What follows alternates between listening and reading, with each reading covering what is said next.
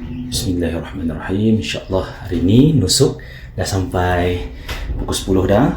Kejap lagi 11.20. InsyaAllah doakan dapat masuk ni para Rasulullah, bagi salam dan solat sunat dekat dalam Allah. Amin. Bismillah. Betul ni jalan. Jalan kaki tak ada. Oh betul. Baiklah, itu lepaskan kita kan.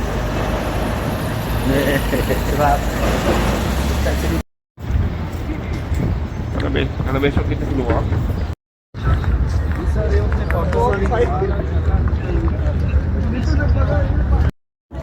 Bismillahirrahmanirrahim. Allahumma salli ala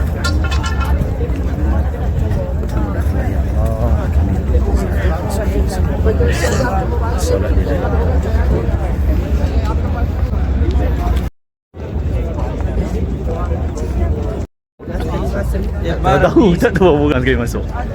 Bismillahirrahmanirrahim. Oh ya ke? Oh ya ke?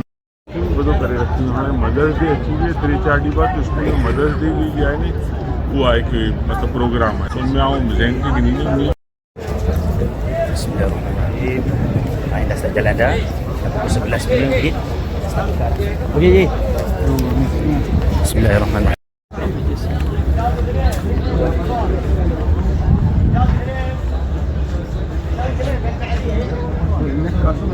Mana? Ambil lagi tu.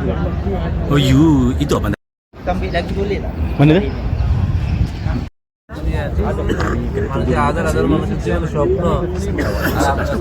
Sekarang dah pukul 10.50. Orang yang akan masuk. Ambil tahun duksi.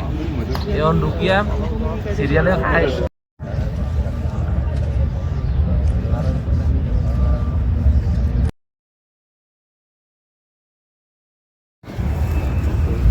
Bismillahirrahmanirrahim.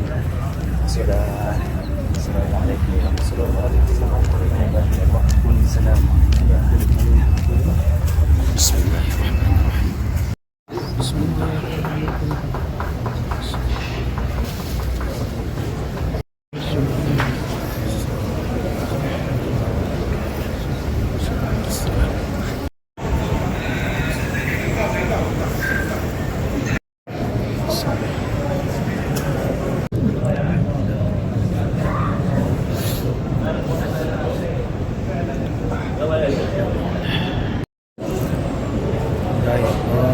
Kasih sangat. Masuk sana lama 11.17 dah masuk, pukul 12 keluar, dapat solat subuh, habis sana sangat dapat 40 minit dalam Raudah. Masya Allah, Alhamdulillah, saya telah sampaikan sekali doa-doa kat sini.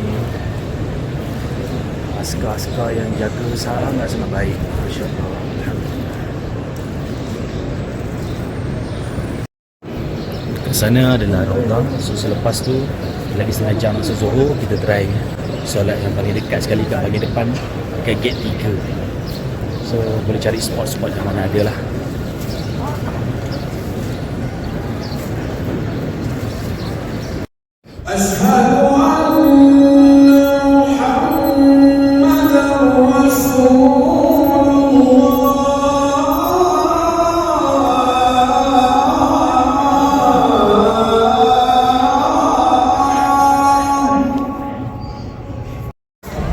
Kalau nak masuk kawasan paling dekat dengan Raudah, orang kena datang awal dan masuk dekat gate 2 ataupun gate 1 ni.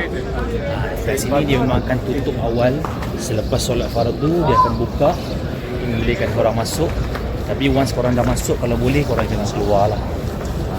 Bila korang dah masuk, nak keluar, masuk balik memang agak susah. Ini sebelah je dengan mimbar Rasulullah SAW. So memang sangat-sangat dekat. Gate 1 ataupun gate 2. Kalau korang nak tu gate 3 atau gate 4 lah. Macam tu.